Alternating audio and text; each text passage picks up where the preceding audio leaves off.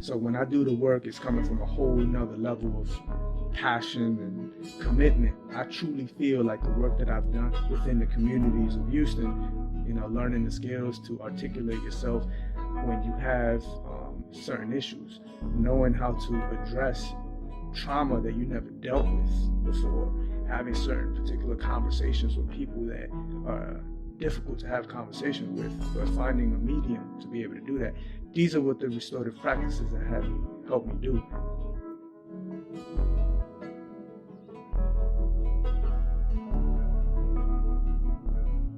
Hi, welcome back. This is Translating Success with Carlos Malave and my co-host Dre.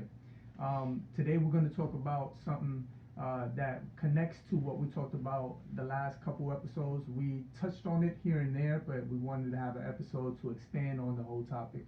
I think it's important to talk about, and we're just going to jump into it. Peer pressure.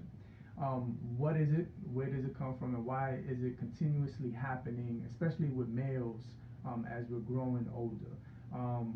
Let me ask you, Dre, you can go at it first with peer pressure.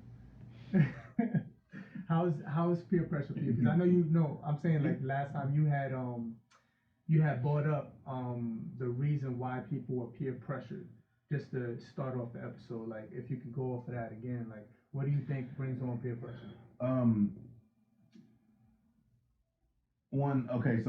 Last week I was talking about what I would tell my kids, as far as allowing other people to control you and live through you, right? And that does tie into peer pressure, because everyone wants to be accepted. Everyone wants to feel important. Everyone wants to feel worth something. So even if you don't display it out internally, human beings, we all want to feel.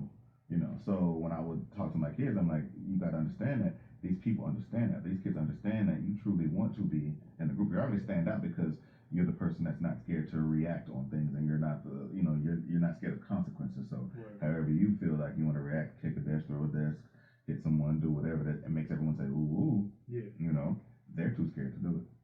So they will talk you into do it, and knowing that you truly just want to be accepted, you will do that thinking that this is how I get accepted.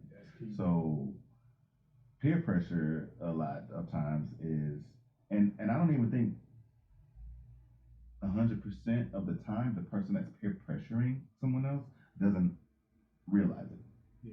They don't understand sometimes their influence on other people. So when you say, like, you say, hey, do this, it was wrong, you might not do it because you know it was wrong, but someone popular or someone who's really, really cool in school, or the person that you're trying to get into their group, they tell you to do it. Now all of a sudden it's a different pressure. But it doesn't necessarily mean that they knew that and they made you do it because of that, because remember, I said the exact same thing, you just didn't do it. So I think peer pressure definitely has a lot to do with the value you place on the person that's actually trying to get you to do something. Because remember, peer pressure can be positive. And it changes for every person. Yeah, that's true. Right. So like even in circles, let's be honest. Eventually, when someone finally opens up, who not necessarily refused to, but wasn't comfortable enough doing it in the beginning, it's peer pressure, and not negative pressure, but more like, okay, I see this person finally came out and comfortable, and I can see the circle and the restorative justice programs work here. So now I feel like, you know what, I need to do it. You know what I mean? So that's more of a positive peer pressure, even though you're not pressured to talk, you're not pressured to do anything or participate. Just the influence of what it does to people might pressure them to let's jump and do it, and that becomes a positive. Positive thing. That's true. Yeah, that's why I put you on the spot a little bit to start, because I remember you saying something at the end of the episode about dealing with conflict in episode 3 that I thought was important. I kind of like just like let's do this episode on that part. So thank you for that, and articulating that over again to start the episode. With peer pressure, I do agree with you that it is something that we're trying to be accepted. And I think the way to break that, and then, like I said, the purpose of this podcast is to get people to have action steps to use after, especially growing up, identifying what is going on with us, and that takes a lot of self-reflection. I remember there were many times where I was just doing stuff that I didn't know why, and I didn't take the time to process why, right? I was just going with the flow, right? And thinking that it was cool or whatnot. And it wasn't until I got a little older that I just said, I was more conscious of, in the moment, making those decisions. And I think that's great that you said that too. It can be positive. You know what I mean? In order to be a great leader, you need to be a great follower first, right? You need to find mentors. You need to find people that you could go under and learn from and all that. And then, it takes a little of that, like you said, switching it, which is different than the norm that people talk about peer pressure, that there's a little peer pressure there to do something, to step out your comfort zone, to do something you're not normally capable of doing, right? Because you're under someone. But an example of peer pressure that I remember where everything switched for me, I was in high school, and for weeks on end, right, my boys were like egging houses, right? It started with a prank that someone had played on my boys that were on the team, and they were trying to get them back, right? And then it just went overboard where they continuously kept doing it week after week, and then they were egging houses, right? And they were having fun with it, and they kept on asking me, "Yo, Los, you need to come with us. You need to get one time with us, whatever, and then do it. It's fun. We ain't gonna get caught, whatnot." And I kept on, telling them, "Nah, I'm good." I just didn't feel the need to throw some eggs at a house or whatever they were doing, right? And I remember this basketball game. We had won the tournament. Got the trophies and everything. We're celebrating after the game. Everybody's like in the locker room, like, "Yo, Los, we're gonna do it again. Like, yo, come through, right? You coming?" I'm like, "Nah, I'm gonna just chill. We just won, right? I'm exhausted." And I'm just like, "Yo, I'm gonna just chill with my family," right? And I just really didn't feel to do it. I felt the pressure there. I didn't feel to do it. And they ended up going, and the next week, that was a weekend tournament, so that was a Saturday night. On Monday, comes to find out that they egged the wrong house. They didn't egg the son of a principal's house, right? And they had found out who it was, and they all got in trouble. Like, my boys got kicked off the team. I'm not gonna say names or whatnot, but people got kicked off the team for a long period of time, and others just got kicked off, right, and removed. And it changed the whole season. And for me, I looked at it like, yo, that would have been that was my junior year in high school. Yeah. That was a big Important important year, especially with basketball. For me to able to get that scholarship that I got to play Division II basketball, my junior year was very big, right? It was essential for me to be able to get to the next level. So I look back on that, I'm like, yo, damn, like, imagine if I just said, yeah, let me just go. I've been saying no to them for a couple months, a couple weeks, and let me just go this time, right? That one decision could have changed everything. And I think people need to start putting themselves in those moments and reflecting more. Like, they probably had a lot of moments when they felt peer pressure or saw peer pressure going on, where they had that moment of like, I don't want to do that, and they sit back and reflect on that. Because I reflect on that, I'm like, damn, like, and that made it easier for me to continue to say no, right? Now I know people have different experiences. Like, say they went along and then they learned the hard way, right? I was fortunate not to learn the hard way in that regard, but I think reflecting on that experience, like, okay, what did I learn from that? And constantly, life is a part of reflecting and learning and growing constantly. And I think just being able to do that and taking the time out, I think we fear to be alone. I know for a long time, when I was a preteen and a teen and a teenager, like, I just didn't like being alone. I always wanted to be with my boys or with a girl and distract. Keep people around me, and I used to say I don't like being alone. I'm more of a people's person. But the reality was that I didn't like being alone with my thoughts, right? Because I didn't know how to reflect. I didn't know where I would go, and I just distracted myself from that. But doing that self-reflection can actually do wonders for you. You know what I mean? Because it led the other way too. So I started using peer pressure, like you said, the right way, going under people, the right people, and then pushing myself in places so I could get better. Now, like, something makes me think too, like with peer pressure, is it a reflection on the person not having any like vision or goals or their own drive to be easily pressured by someone else to do something, or is it more towards the opposite, to where I do have a vision, I do have a goal, I do have a target, someone that I feel can help me get there. You see what I mean? Yeah. So it's like it's interesting that when people like share stories about peer pressure, and you know the instances where it actually worked, it's like, okay, were you doing it out of just being accepted because you were lost, or were you doing it out of, you know, impressing that person so you can get to where you're trying to get? I think that's a key question, because I think regardless, it always go back to that, and you need to answer that. Like, that's why you need to do. That's why I was saying, if I confuse anyone, you need to do the self-reflection, because if you were doing stuff to impress other people and it worked out, eventually you're gonna have to have that conversation with yourself to figure out why you're doing this, because it's gonna get to a point where it's not gonna work anymore, right? Or you're gonna get to a place where you feel empty. It's working, but you don't have reason, you don't have purpose.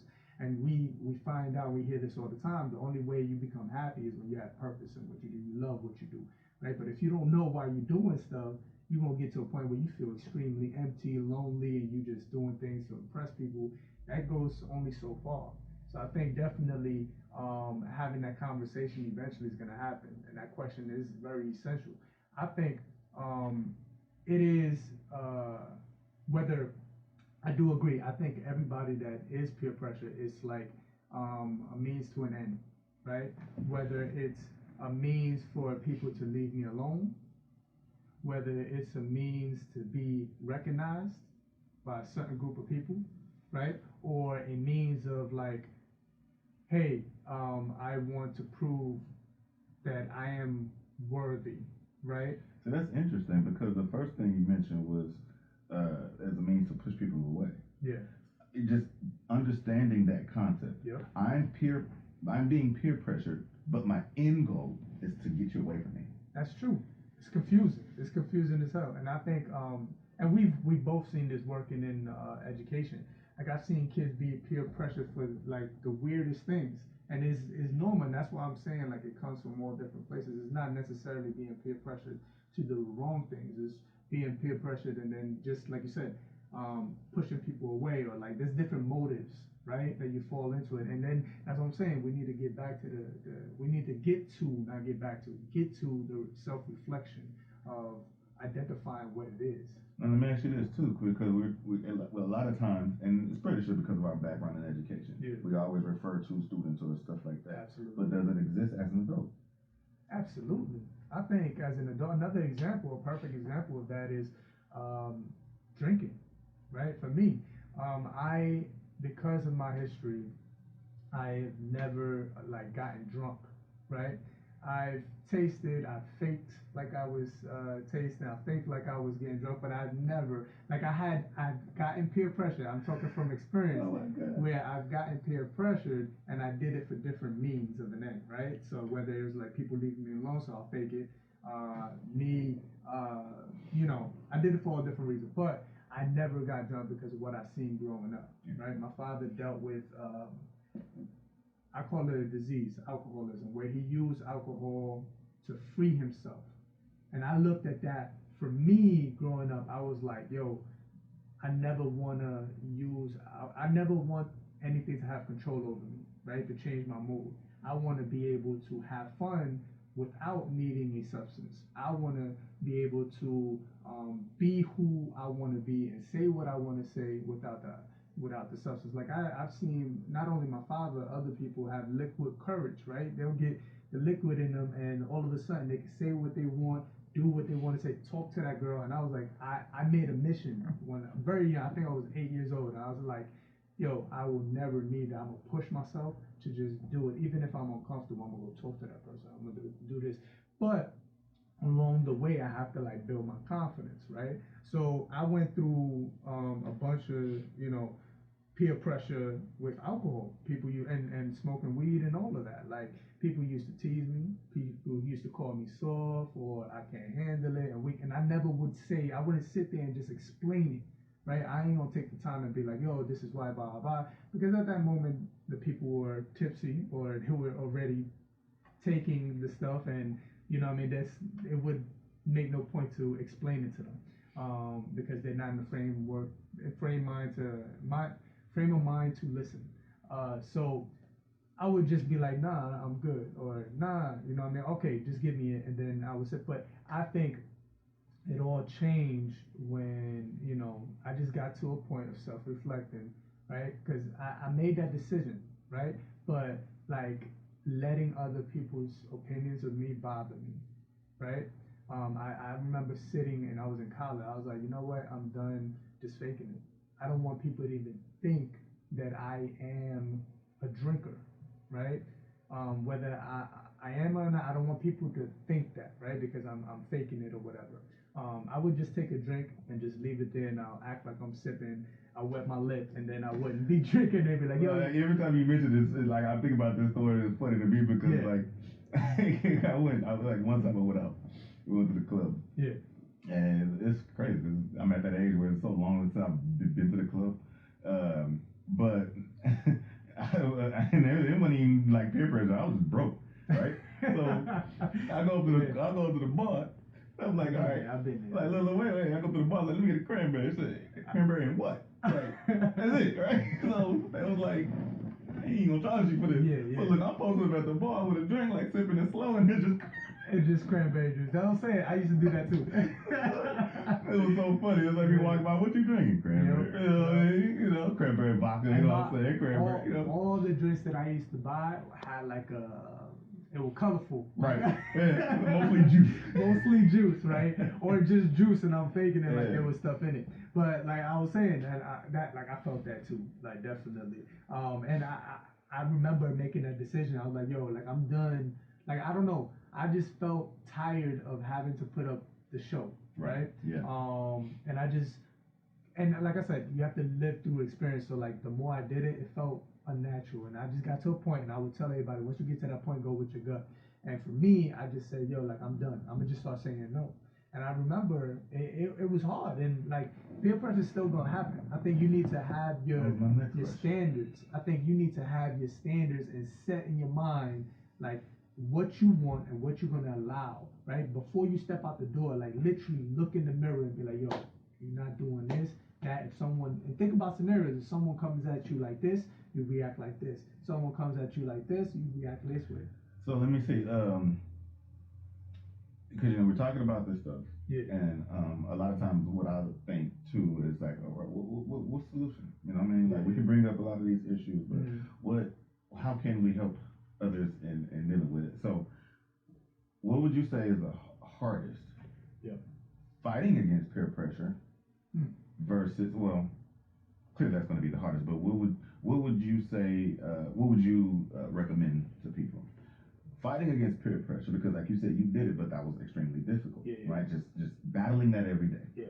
Or accepting peer pressure, but just putting yourself within an environment in which that peer pressure will elevate you or get you to where you're going.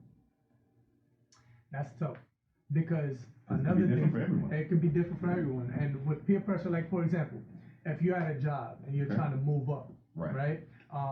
There might be a group of people at work that have a certain status that you're trying to get up to.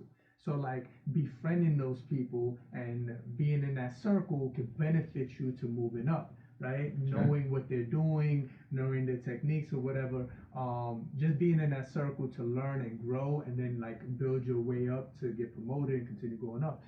Sometimes I've talked to people that were in situations where they felt they had to go out, right, and be in places that they normally don't want to be, and then drink, and then do these type of things that they don't want to do. Well, not even that, like to go to the drinking situation, but let's keep that scenario, right? You're at work. You see this group of administrators, you see this group of people, and you're like, man, I want to sit in that circle, right?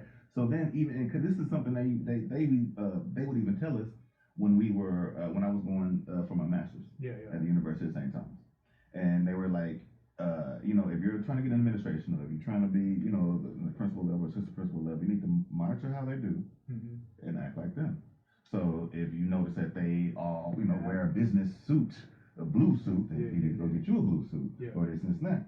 And so I'm like, with what you just said, and using that scenario, and trying to be a part of that group that you're trying to get involved with, it's going to come to the point where it's like, all right, well, you actually have to say, all right, dang, if I do got to get that blue jacket, let's say if it's a blue Ralph Lauren jacket, you know that jacket, 300, maybe, 400, whatever the price is.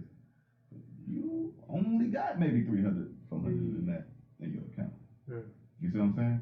So now it's like that pressure to get in there, which is positive, may begin with a negative, a decision that you made that probably had a negative. That's a good frame, and that's a good question you brought up. I think it all goes back to what I said initially, that self-reflection. And when I say go in the mirror, like this is a daily thing until like you're confident that it's second nature. Like those words are like being repeated in your head because you've done it so much. You put your shots up, right? So I would go in, I would set my standards. I'm not doing this. I would think about different scenarios, right? And at the end of the day, having integrity for yourself, right? I started to understand the power of you just being straightforward. And this connects to what we talked about in the last episode, right? Dealing with conflict. The first moment you laugh at something, the person thinks it's okay, right? Right? Remember, like if they say something that you don't agree with or it's inappropriate to you and you laugh, or they call you a name and you laugh, automatically they think it's okay, so they're gonna continue the behavior. I think you need to put in your mind, have your standards, and the moment it comes up, you just say, yo, I'll go out with you guys, but I'm not drinking. Or even when not even saying at the beginning, like when they offer you a drink, nah, I don't drink. Nah, it's cool, I don't drink. And just being straightforward and having that discussion with yourself first. I've seen that people respect that more.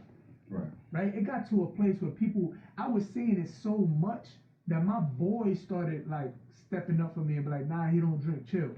Right? Because I would just stay to my convictions that I gained the respect of my partners to actually step up for me and to just put people in their place.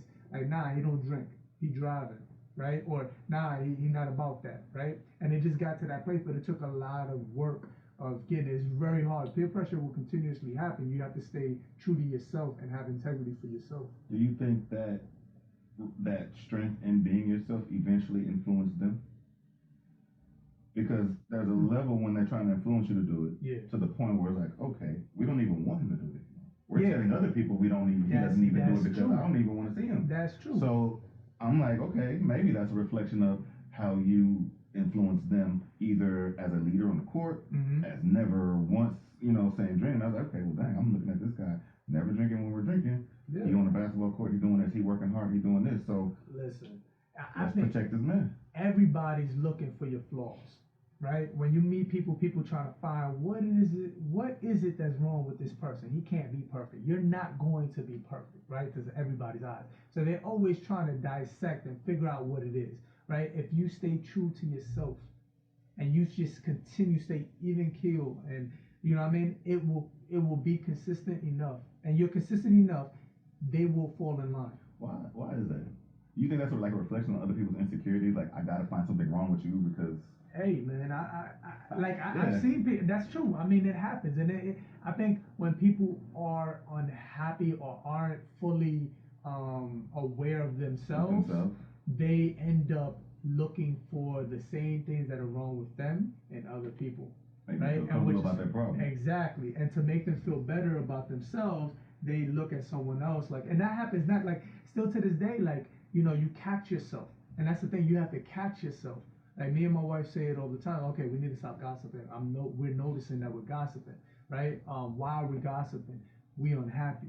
Why we need to talk. Why is this appealing? Exactly. Why is this appealing? Why is me talking negative about someone to you an interesting conversation right now? Exactly. Because at the end of the day, when me and my wife are happy, like we don't talk about nobody. Right. We don't care about nothing. Like we just in la la land with each other, like because we're enjoying each other's company. Right. But and that's the thing you need to notice, when you see gossip, that's because there's something going on that you're not talking about. Right. Well, it's also other effect too. Like when you're happy, you're also recognizing other happiness.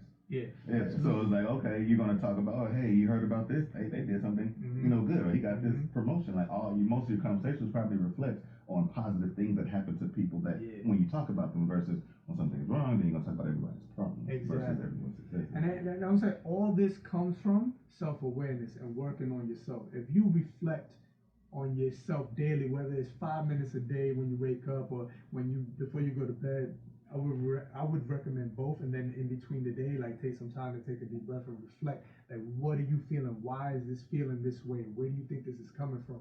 Right? Will help you get to a place where you can identify it, and that's all you need. I think that's what we need to start preaching. When it comes to peer pressure or gossip and all these other things, it's realizing being more self-aware and realizing what it is that's going on with us to identify it, right? And then we can switch it, because we're human beings. Like we're people of nature, so like it's gonna happen. We're gonna catch ourselves. We're gonna gossip sometimes. We're gonna do this, but it's all about catching yourself, right? And be like, okay, correct it.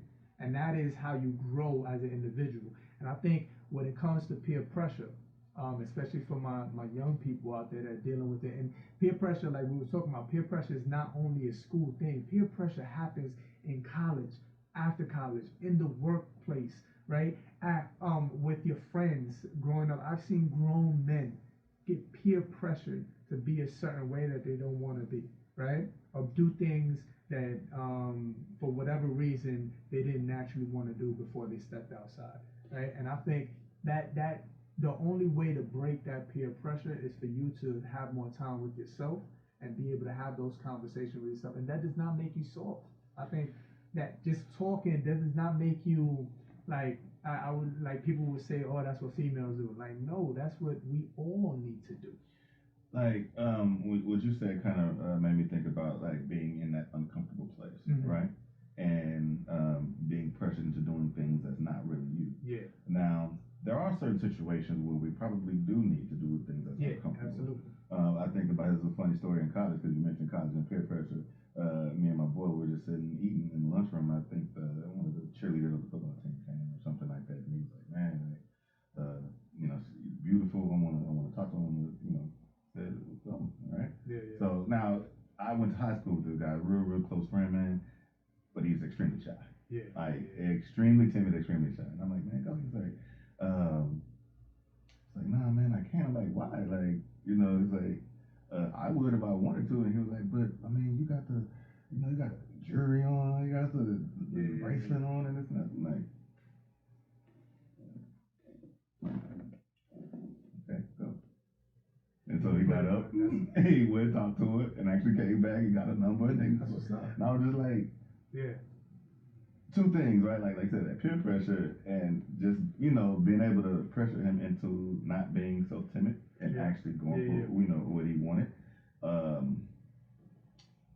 And then from that, just seeing all his other life decisions. Like, it went from timid and shy, talk to a girl, to me going to his church and him actually preaching an entire sermon to an audience. Shyness went away. You see what I'm saying? So it's like, that uncomfortable place sometimes you need to be. Absolutely. But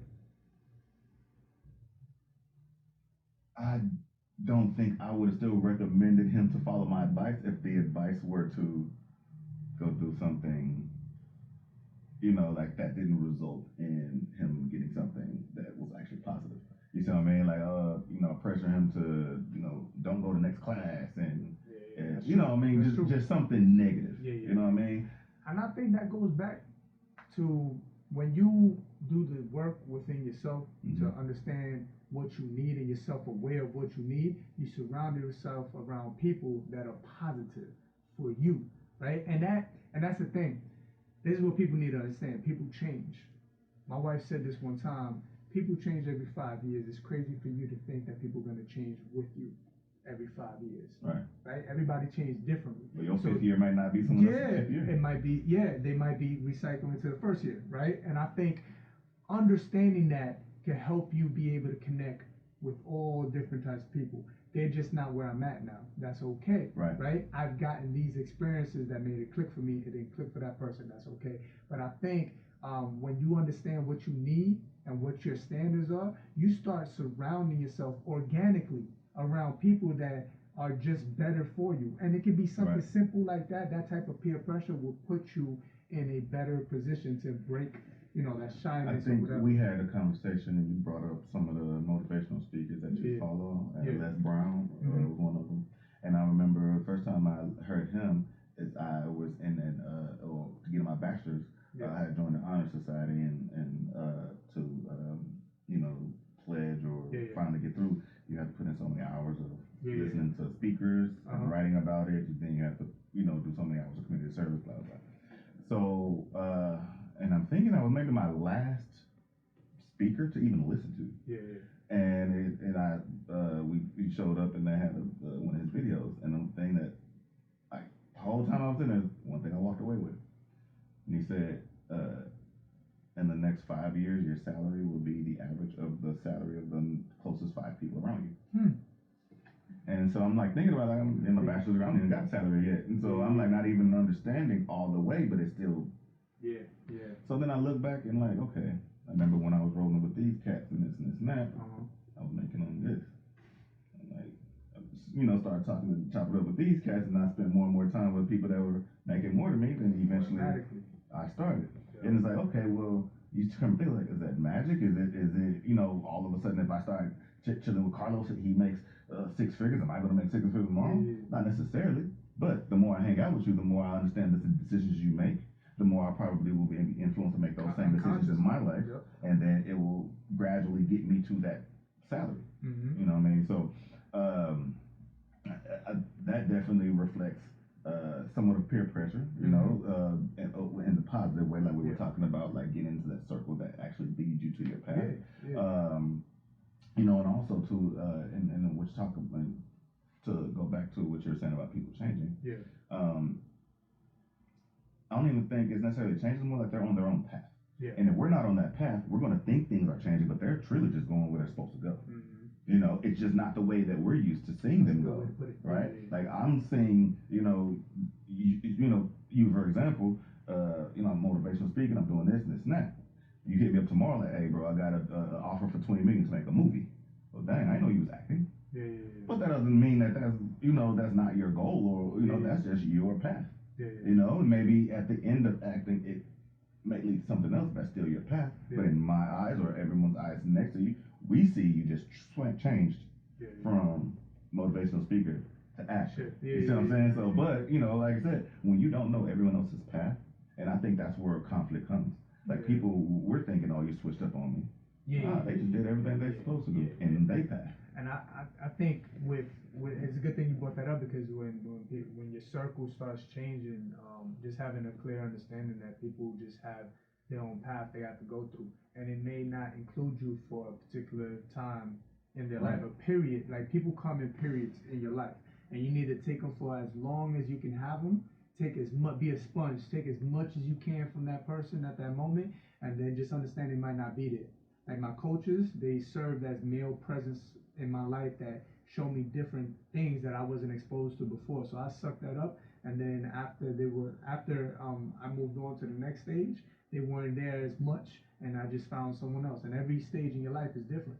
And I think like when it comes to the peer pressure, and that's why I'm saying the self-reflection is important, so that you can consciously make the decision, I'm gonna be in that circle to get here.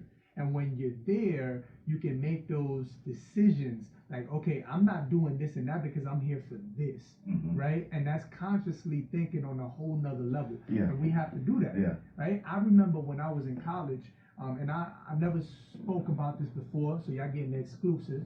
I never spoke about this before, but I was pledging, right? I'm not gonna say what org or whatnot, but I was pledging, I was doing my thing, and I was gaining the respect of the people while I was doing what I was doing, and I was doing my thing. And I was pledging with a bunch of friends of mine, and I remember we were going for weeks, and then I witnessed something that I wasn't with, right? It didn't happen to me, but it happened to one of the people that I was with.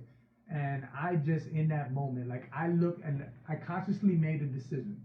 I wanted to pledge so that I get that on my resume and get me connected to these type of people, and then I can build off of that, you know what I mean, and then have, because I heard they had it connects all over in the business world or whatnot after school. So I consciously made that decision, but I also had boundaries, right? I was like, I'm not going to change who I am and change like what I'm for. I'm not going to compromise myself.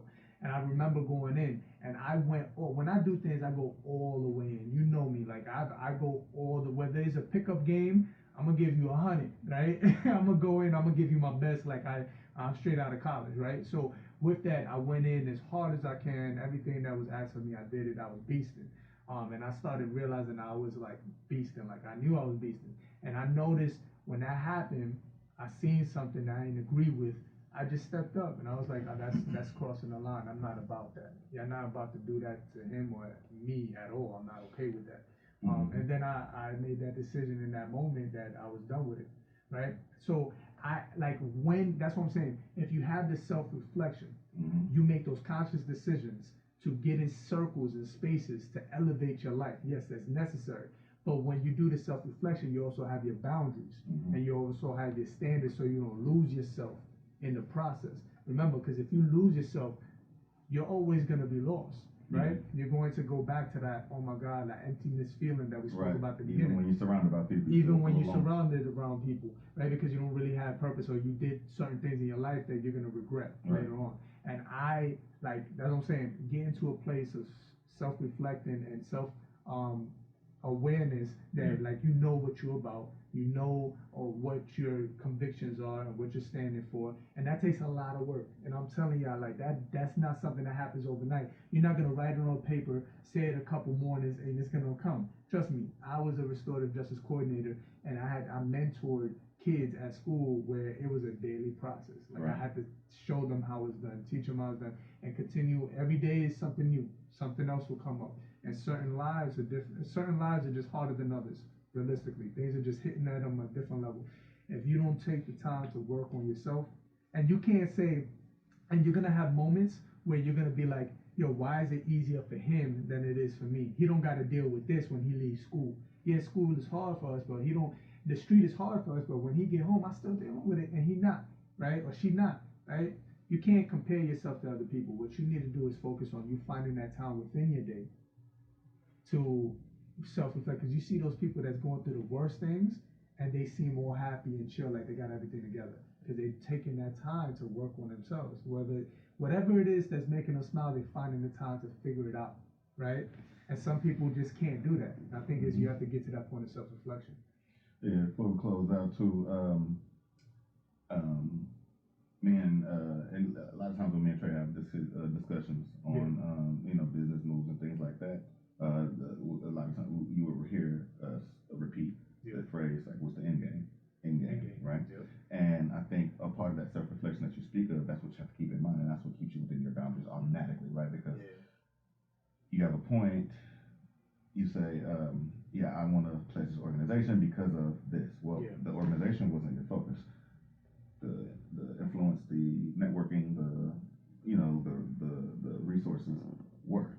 Yeah. So if pledging was all you needed to do to be able to get in the circle, to find out who to go to, and to meet this person, or while pledging, you find one of those connections, getting good, end up getting the benefits of that connection prior to even finishing. Yeah.